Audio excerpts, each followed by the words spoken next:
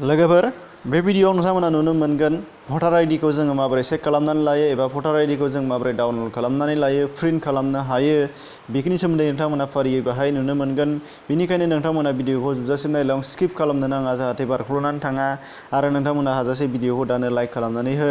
अब्ला लोगोफोर जोङो फारियै नायलांदिनि फैदो।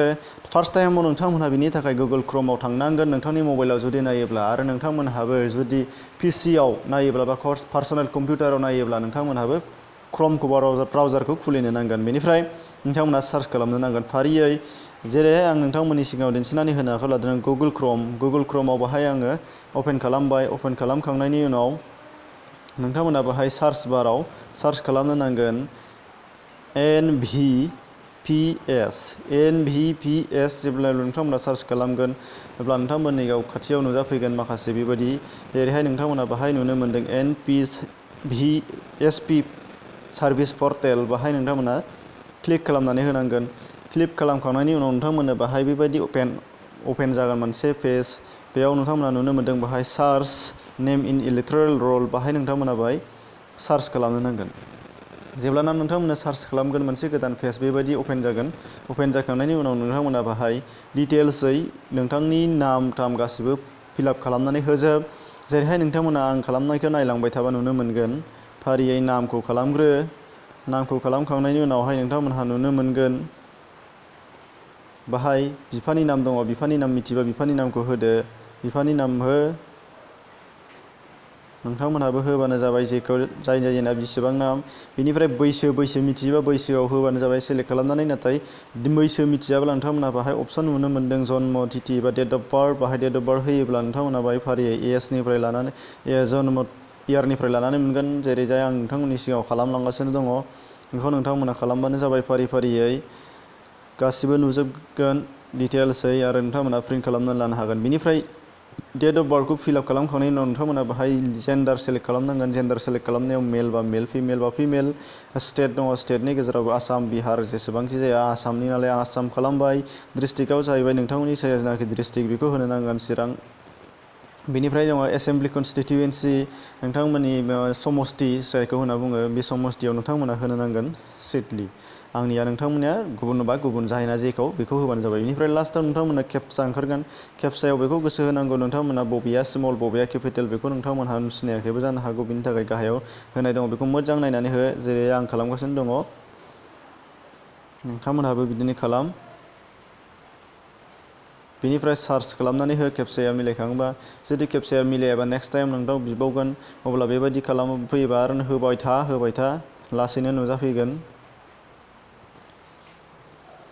जेलाना मिलायगोन अब्लाना हारसिंनो अट'मेटिकेलि जानानै थांगोन।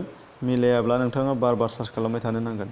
मिलायाखै रं captcha small letter U capital letter C capital letter U बेनिफ्राय 3 स्मल लेटार एम आरो एल। केपचायानो प्रब्लेम खालामबाय थायो बयनियावबो केपचा दहायबो आं ट्राइ खालामबाय थाग्रोदोंमोन फार्स्ट टाइम अब्लाबो बिदिनो जाबाय थादोंमोन। बेनिफ्राय नोंथांमोना केपिटेल लेटाराव दं CH small letter F DH search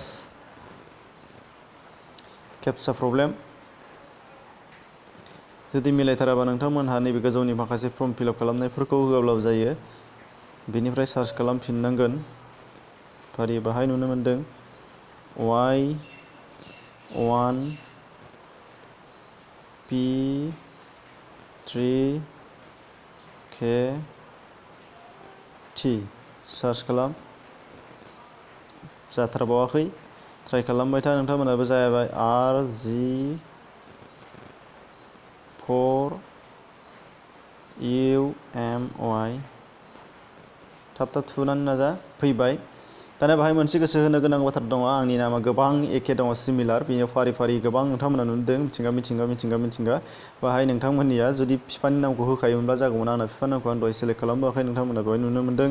फारियै बाहाय आंनिया गाहायै नैबेयाव आं दाखौ नुदों दाना बाहाय भिउस दङ बाहाय भिउ डिटेल्सआव नोंथांमोना भिउ डिटेल्सखौ होना लाब्लानो जाबाय भिउ डिटेल्सखौ होयोबा नुनो मोनगोन बाहाय फारि फारियै गासै जेरै नोंथांमोना आंनिखौ नुगासिनो दं बिदि नुनो मोनबाय बेनिफ्राय जेब्लाना नोंथांमोना नुनो मोनबाय जे नोंथांनि भटार आइडिया दङ अनलाइनाव दङ थिगैनो दंजोबो गासिबो नोंथांमोना बाहाय मिस्टेकबानो मिस्टेक जायखिजाया भटार कार्ड प्रिन्ट खालामनायाव नोंथांनि कार्डआव मिस्टेकबा बेखौ थिक खालामनानै ला खाथिनि जायनाखि अनलाइन सेन्टार दङ सार्भार दं बाहाय टिक खालामनानै ला कारेक्सनाव आरो बाहाय नोंथांमोनहा बेखौ प्रिन्ट खालामनो जुदि गोसो जादोंबा बाहाय नुनो मोन्दों प्रिन्ट भटार इनफरमेसन मतदाता सूचना प्रिन्ट करें बाहाय दङ नुनो मोन्दों बाहाय प्रिन्ट होनानै प्रिन्ट खालामनानै लानो हानाय जागोन।